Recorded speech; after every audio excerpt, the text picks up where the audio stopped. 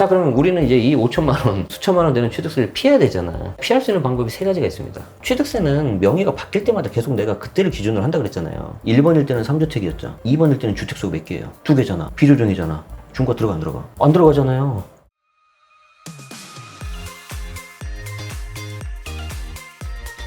자, 오늘 주제가 분양권 취득세 폭탄 이렇게 피하세요인데 최근에 거래량도 꽤 활발해지고 네. 또 신축에 대한 관심도 많아졌잖아요. 네네네. 그 중에서 제일 주의해야 될 것 중에 하나가 제가 분양권이라고 알고 있습니다. 일단 여러분들이 이제 새 아파트에 대한 관심이 워낙 높잖아요. 네. 뭐 예를 들어서 제가 이제 커뮤니티 맘카페 같은 데 보면 네. 학군지 좋은 데 있지 않습니까? 이제 그런 데에 대한 고민이 최근에 어떤 게 있냐면은 네. 내가 여기서 실거주해도 괜찮겠냐. 이 집을 산 다음에요. 예, 왜냐면 이게 좋긴 한데 너무 집이 오래됐다. 아, 그런데 이제 뭐 특히 주차 문제. 네. 그리고 이제 오래되니까 이제 뭐 누수 같은 거 이제 이런 게 생각보다 불편하니까 좀 어렵다. 이게 그걸 보면서 야, 우리가 이제 특히 교육열이 높으니까 학군지에 대한 선호가 굉장히 높긴 한데 이제 그 부분도 이제 특히 신축에 대한 인기가 더 높아지겠구나. 그래서 흔한 말로 우스갯소리로 신축이 곧 입지다 그런 말이 있어요. 네. 자, 그런데 피디님도 당연히 새 아파트 살고 싶잖아요. 저도 그렇고. 그렇죠. 근데 서울 같은 경우에는 새 아파트를 이제 지을 수 있는 공간이 많이 없단 말이에요. 네. 자, 그럼 그런 상태에서 내가 이제 분양권을 사면, 분양권이란 게 혹시 뭐죠? 분양권. 분양권이 네. 신규 입주하는 네. 아파트에 들어갈 수 네. 있는 권리. 권리. 네. 자, 그러니까 쉽게 말해서 모델하우스 생각하시면 돼요. 네. 모델하우스 가면 막 엄청 좋거든. 그래서 이제 거기서 내가 이제 청약을 한단 말이에요. 네. 그럼 거기서 이제 내가 보통 우리는 가점제지 않습니까? 점수가 높아야 돼요. 자, 그런데 그게 아니고 이미 뭐 이렇게 분양이 났는데 이걸 내가 이제 전매라고 해요. 거래를 해가지고 분양권을 딱지를 돈 주고 살 수도 있습니다. 네. 어쨌든 이제 그건 이제 거래에 대한 거니까 제쳐두고 네. 제가 무슨 말씀을 드리고 싶냐면은 분양권은 말 그대로 권리란 말이에요. 네. 형체가 있어 없어요? 없죠. 없단 말이에요. 네. 그럼 내가 그 분양권을 취득을 했거나 당첨을 받았거나 자, 그런 경우에 우리 항상 제가 부동산은 처음에 살 때 취득세를 낸다 그랬잖아요. 네. 취득세 내겠어 안 내겠어요? 처음에는? 내야 됩니다. 내야 되는데 네. 딱지잖아요. 권리잖아. 권리. 종이 쪼그레란 말이에요. 네. 내 이름으로 아직 등기가 안 올라간 거예요. 아. 취득세 내겠어 안 내겠어요? 그때는 안 내게 됐어요. 안 내요. 네. 이게 우리를 엄청나게 힘들게 합니다, 지금. 자, 왜 그런지 보여드릴게요. 네. 자, 보세요. 내가 분양권을 당첨을 받았어. 아니면 내가 돈 주고 피해를 주고 샀어요. 어쨌든 취득을 했다고 합시다. 네. 그리고 나서 주택으로 준공이 됐어요. 이게 이제 새 아파트잖아요. 네. 그럼 이게 이제 형체가 완성이 됐잖아. 그럼 요때 취득세를 낸단 말이에요. 그리고 나서 내가 이 주택을 마지막에 팔면은 이 주택이 이제 매각이 이제 끝난다는 거죠. 네. 자, 그럼 이제 오늘 주제는 취득세인데 말 나왔으니까 또 이제 자주 틀리는 거. 요 분양권 취득하고 주택 완공됐을 때까지 이제 잔금 치를 때까지 노란색이 분양권 보유 기간이에요. 네. 그리고 주택으로 완공되고 나서 주택으로 매각하는 요 빨간색 이게 주택 보유 기간이에요. 네. 우리 주택은 최소한 몇 년 가지고 있어야지 양도세를 적게 낼 수 있어요. 2년. 2년 가지고 있어야 된단 말이야. 네. 자, 그럼 내가 분양권을 취득하고 주택 완공될 때까지 1년 있었어요. 네. 그리고 주택 준공됐으니까 나는 몇 년 가지고 있어야지 양도세가 줄여요. 1년이에요? 2년이에요? 1년. 그렇지. 이제 네. 아주 대답 잘했어요. 틀리게 나오길 바랬거든. 아주 잘했어요. 네네. 아주 잘했어. 자, 이거 절대 그렇게 생각하시면 안 돼요. 네. 여기 내가 따로 색깔을 다르게 했잖아요. 네. 분양권은 분양권. 주택은 주택이에요. 분양권에서 주택으로 바뀌었잖아. 예. 그럼 그때부터 다시 일을 시작하는 거라고요. 오늘부터 일일이에요. 네. 이제 오늘 이게 메인이 아닌데, 자, 오늘 좀 약간 험난할 것 같습니다. 자, 그러면 주택으로 준공되고 나서 내가 2년을 더 가지고 있어야 되는 거죠. 네. 양도세는 그렇게 되는데, 제가 말씀드리고 싶은 건 뭐냐면, 취득세. 네. 자, 이때 내가 분명히 취득세를 안 냈어. 네. 그리고 나서 이때 완공되고 이제 잔금 치를 때, 내 취득세까지 같이 내가지고 내가 이제 자금을 마련해야 된다는 거예요. 대출까지 포함을 해서. 네. 자, 그러면 이때 취득세를 납부하니까 나는 이 취득세율이 우리 앞에서도 많이 공부했지만 주택 수에 따라서 취득세율이 올라간다 그랬죠. 네. 자, 그럼 다주택자이신 분들은 굉장히 조심하셔야 되는데 1주택자는 어차피 상관이 없어요. 네. 다주택이신 분들은 내가 이때 취득세를 내니까 2주택이면 뭐 8%, 3주택 12%그 숫자 있죠, 숫자. 네. 숫자에 따라서 결정되는 취득세가 이때 파란색일 때 결정될 거라고 생각하지 않겠어요? 아까 상식적으로? 아까 1년이라고 답하신 것처럼? 그렇죠. 근데 그렇게 스무스하게 넘어가면 제가 가져오겠어요? 안 가져오겠어요? 세금 지우개. 안 가져오셨겠군요. 안 가져오겠죠. 자, 우리가 내가 분양권을 취득했을 때 요 시점. 네. 구체적으로. 그리고 주택이 준공되고 나서 취득세를 납부하는 요 시점. 네. 자, 1번하고 2번이란 말이에요. 네. 자, 그럼 여기서 이제 잘 찍어야 돼. 한 번 더 기회를 드릴게요.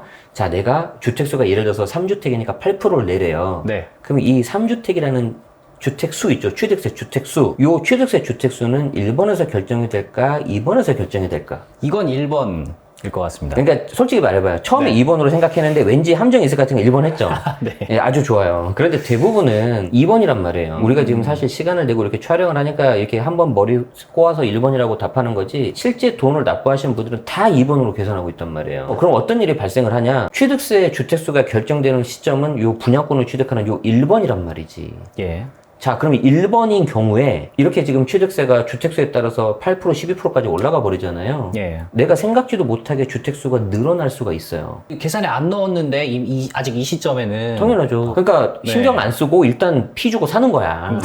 네. 신축 인기가 좋잖아요. 네네네. 아니면 일단 어떻게든 당첨이 되는 거죠. 네. 뭐 예비 당첨이 됐든 죽죽이 됐든 좋은데 무조건 사는 게 중요한 게 아니라는 거예요. 자, 그러면 주택수가 많은 상태에서 결정이 될 수 있는데 제가 이제 구체적인 사례를 한 서너 가지 보여드릴 겁니다. 네. 엄청 중요합니다. 이 사례가 돈이 몇 천만 원이 왔다 갔다 해요. 그러니까 지금 이 영상이 비록 무료지만 여러분들은 몇 천만 원을 세이브할 수 있다. 자, 잘 보세요. 네. 자, 조금 얘가 어려운 내용을 말씀드려야 되는데 네. 이게 이제 지방세법 시행령이라고 있어요. 우리 이런 얘기 안 쓰잖아요. 평소 살아가면서. 그렇죠? 네. 그런데 취득세는 지방세법 중에 하나예요. 그래서 지방세법 시행령 28조의 사를 보면 주택수 산정 방법이라고 되어 있는데 이때 주택수는 양도세가 아니고요. 취득세를 의미합니다. 그래서 글씨가 굉장히 빽빽한데 다 보실 필요는 없고요. 여기 제가 굵은색 밑줄 쳐놨죠. 자, 읽어볼게요, 제가. 조합원 입주권 또는 주택 분양권에 의해서 취득하는 주택의 경우에는 조합원 입주권 또는 주택 분양권의 취득일을 기준으로 하는데 요 빨간색 있죠? 빨간색은 실제 조문에 있는 내용입니다. 제가 여러분들 잘 보이시라고 색깔만 넣은 거예요. 네. 읽어볼게요. 분양 사업자로부터 주택 분양권을 취득하는 경우에는 분양 계약일. 분양 계약일이라는 게 분양권을 취득한 날이겠죠. 네. 자, 그럼 다시 볼까요? 1번이에요, 2번이에요. 1번이네요. 1번을 기준으로 해서 주택수가 결정이 되고 네. 주택수가 결정이 되니 취득세율이 결정이 되겠죠. 네. 자, 그럼 이제 어떤 일이 생길까? 이런 일이 생길 겁니다. 잘 보세요. 아까 말씀드린 걸 그림으로 표현드리자면은 분양권을 취득하는 요 1번 요 순간에 취득세 주택수가 결정이 되고 네. 요 결정된 주택수에 따라서 2번 시기에 취득세를 납부하게 되는 거죠. 네. 그러니까 취득세 납부하는 시기하고 취득세율이 결정되는 시기가 같아 틀려요? 달라요. 여기서 이제 엄청나게 많은 분들이 이제 헤맬 수가 있습니다. 자, 제가 실제 사례인데 보여드릴게요. 만약에 PD님이 주택이 2개가 있다고 가정해 봅시다. 그런데 이 2개가 좀 오래됐어요. 네. 나도 새 아파트 받고 싶잖아요. 그래서 어떻게든 해가지고 뭐 줍줍에 당첨이 됐다고 할게요. 너무 좋죠. 네. 자, 3번 분양권이 당첨이 되는데 그럼 계약 당첨 연락이 오고요. 한 일주일 정도 있다가 계약서를 씁니다. 네. 보통. 네. 그럼 그 분양 계약일을 요때죠. 요때를 기준으로 해서 내가 3번 분양권을 이제 계약을 쓴 거잖아요. 네. 분양권을 취득을 한 거잖아요. 근데 나중에 한 2년 정도 후에 이제 빨간색으로 새로운 집으로 신축으로 완공된단 말이에요. 네. 봤더니, 야, 그럼 나는 집이 파란색, 노란색, 빨간색 3개니까 비조정이라 하더라도 8%네. 네. 그럼 세금 폭탄 맞겠네. 네. 자, 그러니까 어떻게 하면 돼요? 주택을 팔면 되겠네. 주택을 팔면 내가 이거 3번 완공할 때 주택이 있어 없어요? 없어요. 없잖아요. 네. 그럼 난 1번이니까 1에서 3% 비조정기가 기본세율 되지 않을까라고 생각이 들어요, 안 들어요? 그런 착각을 할 것 같습니다.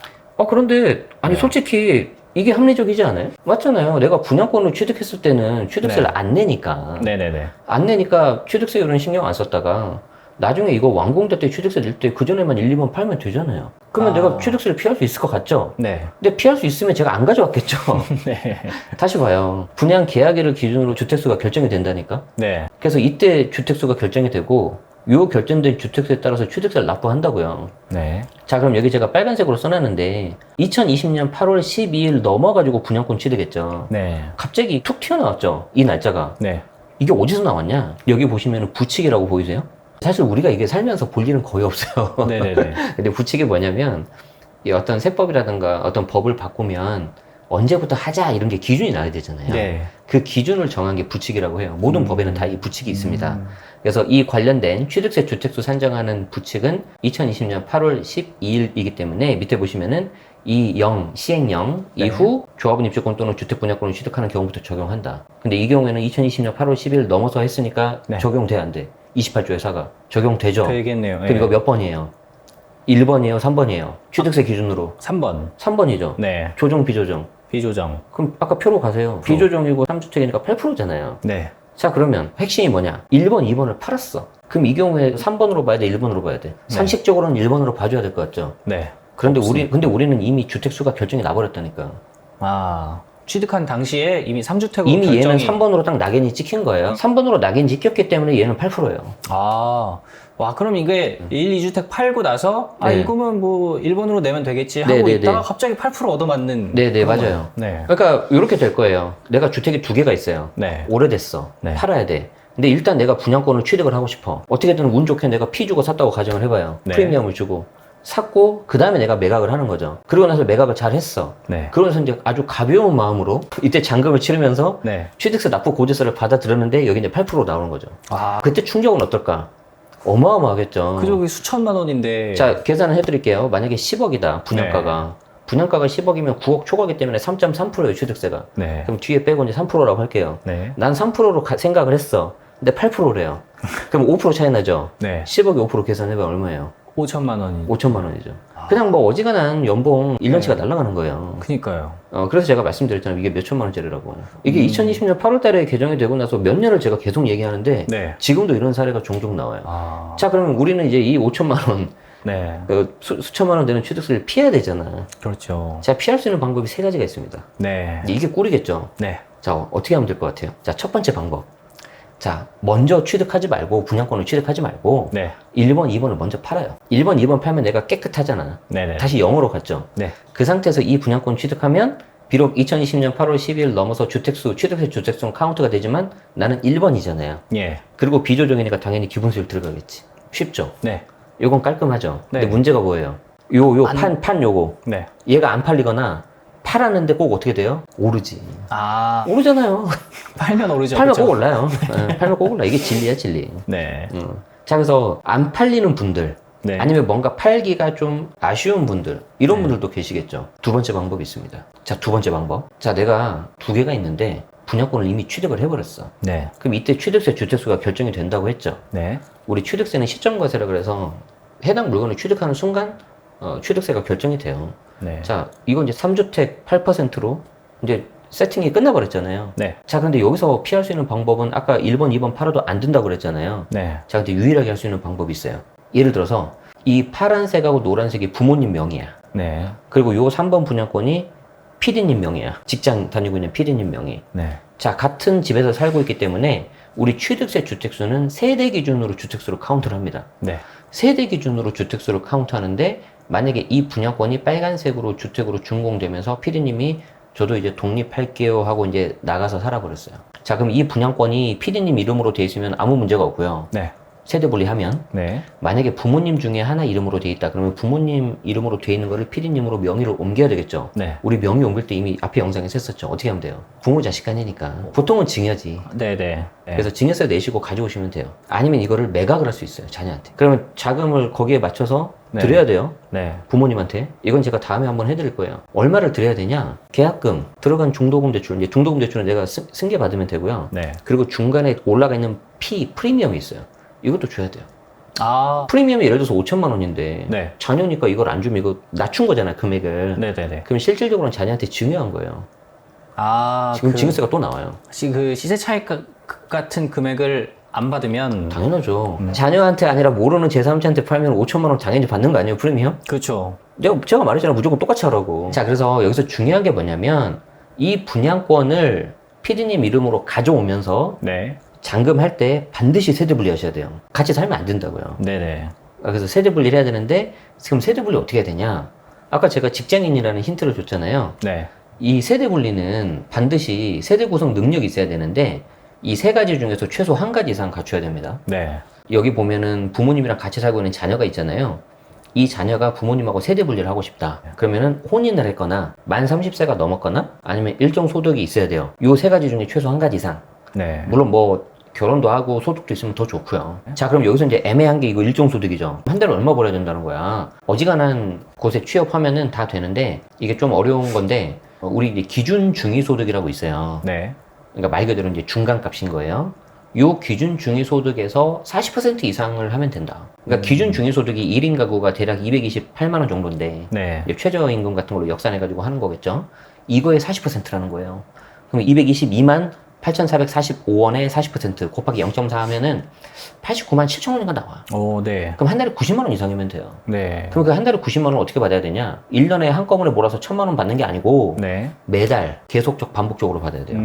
일하고 있는. 그래서 사람이니까. 근로소득, 네. 사업소득, 그리고 기타 소득 같은 경우에는 인적 용역 같은 거, 예. 저작권 이런 걸로 받으셔야 됩니다.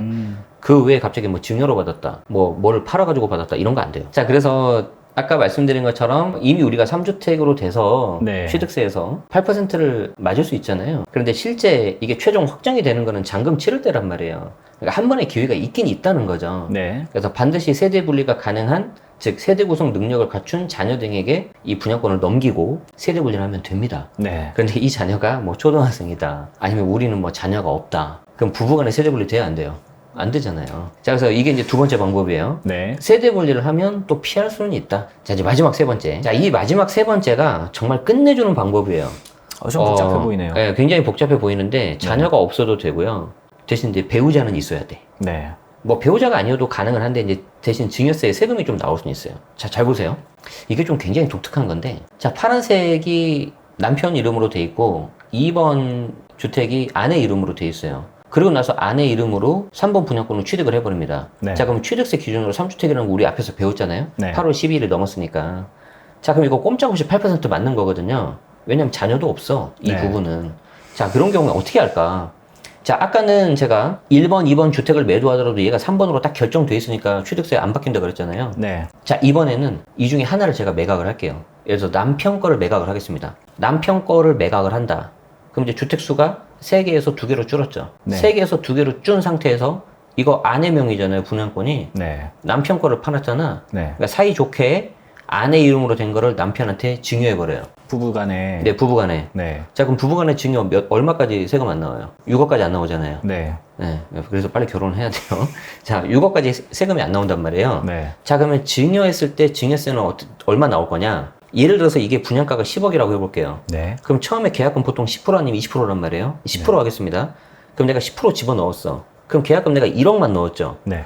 그럼 계약금을 내가 1억만 넣은 상태에서 곧바로 증여하면은 10억이 아니고 1억에 대해서만 증여세가 나와요. 네. 근데 나는 이미 6억까지는 공제가 가능하잖아요.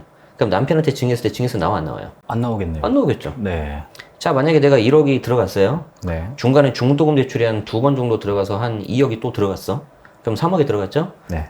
프리미엄이 1억이 올랐다고 합시다. 그럼 다 더하면 4억이죠. 네. 아직 6억 됐어요? 안 됐어요? 안 됐죠. 안 됐죠. 네. 이 경우에도 증여하면 증여세 안 나와요. 물론 이제 중도금 대출에 대해서 양도세가 일부 나올 수 있는데 거긴 너무 어려우니까 다음에 제가 말씀드릴게요. 네. 자, 어쨌든 부부간에는 6억까지 증여가 되기 때문에 아내 이름으로 된 분양권을 남편으로 증여한다. 네. 자, 그럼 여기서부터 재밌는 거예요. 자, 그럼 이 분양권은 처음에 아내가 취득을 했죠. 요 시점에서. 네. 근데 그 다음에 분양권으로 증여를 해버렸죠. 그럼 여기 1번, 2번. 2번. 그러면 분양권 처음에는 1번 시점에서 취득을 했지만 다시 증여했으니까 취득 시점이 바뀌겠죠. 네. 2번으로 바뀌겠죠. 즉 1번에서 2번으로 취득 시점이 다시 또 바뀌겠죠. 취득세는 명의가 바뀔 때마다 계속 내가 그때를 기준으로 한다 그랬잖아요. 자, 그럼 여기가 1번이잖아. 네. 얘가 2번이잖아. 1번일 때는 3주택이었죠. 네. 2번일 때는 주택수가 몇 개예요? 이게 팔아버렸잖아요. 2개네요. 2개잖아. 네. 비조정이잖아. 네. 중과 들어가 안 들어가? 안 들어가잖아요. 아, 그럼 취득세를 마지막에 취득한 사람만 내는 건가요? 당연하죠. 아. 왜냐면 분양권 상태에서는 네. 소위 말해서 문서잖아. 문서 딱지잖아요. 네. 이게 이제 전매가 된단 말이에요. 손바뀜. 몇 번이 손바뀜 되더라도 마지막에 내는 사람이 취득세를 내는 거예요. 아. 자, 그래서 그렇게 되면은 네. 다시 마지막으로 이름이 바뀌었는데 주택수가 하나 줄어버렸잖아요. 네. 그럼 이거는 저는 작년에 이제 저희 아는 세무사님하고 좀 이거 가능할 것 같은데 네. 이제 해석이 안 나와서 저희도 되게 조심스러웠거든요. 네. 그런데 나왔습니다. 이게 나왔어요. 네, 부동산 세제과 972-2024-0307 해가지고 3월 7일날 이거 나온 건데, 네. 증여받은 분양권 주택을 취득한 경우에는 주택수 산정일이 어떻게 되냐? 여기 보면은 잘 보세요. 2주택자인 A가 분양사업자로부터 최초 주택 분양권을 취득을 하고, 네. 그러니까 2주택자인 상태에서 취득을 했잖아요. 네. 똑같잖아, 지금. 그쵸? 그 상태에서 기존 1주택을 처분하고, 기존 1주택 파란색을 처분하고, 네. 그 상태에서 배우자인 B에게 그 분양권을 분양권 전매와 동일한 형식으로 증여하면 B가 해당 분양주택을 취득한 경우에는 분양권 증여에 대한 증여 계약상상 계약일이 취득일이다. 그러니까 요때 1번이 취득일이 아니고 요 증여한 요 2번이 취득일이라는 거지. 네. 그런데 나는 이미 1번을 팔았다는 거지. 그럼 주택수가 3개가 아니라 2개라는 건데 네. 비조정이니까 중과가 안 들어간다는 거죠. 그럼 중과 되겠어, 안 되겠어요? 안 되겠네요. 안 되겠죠. 그럼 아까 네. 5% 차이 나는 거 세이브할 수 있어, 없어요? 있습니다. 얼마 세이브해서 5천만 원 세이브했죠. 네. 끝내주죠. 네. 10억이라서 그런 거 아니냐? 5억짜리는 어떻게 되냐? 자, 5억짜리는 1%예요. 6억 이하니까. 네.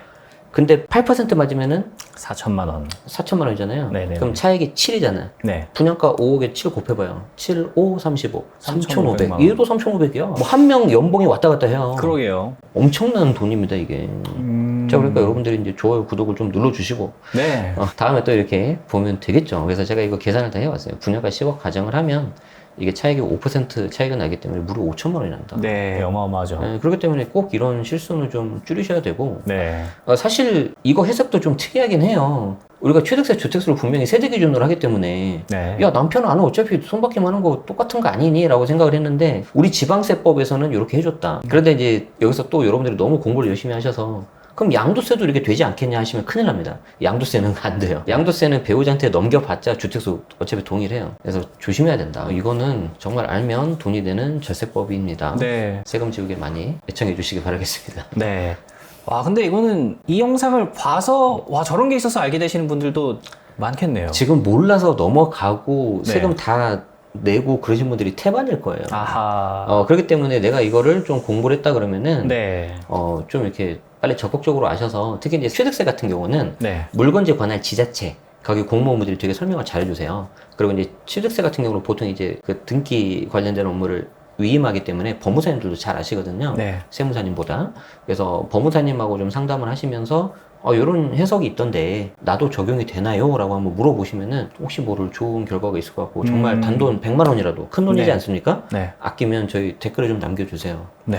정말 저희가 보람을 느낄 것 같고 네. 네, 그럼 저희는 다음번에도 더 유익한 세금 정보 가지고 돌아오도록 하겠습니다. 감사합니다.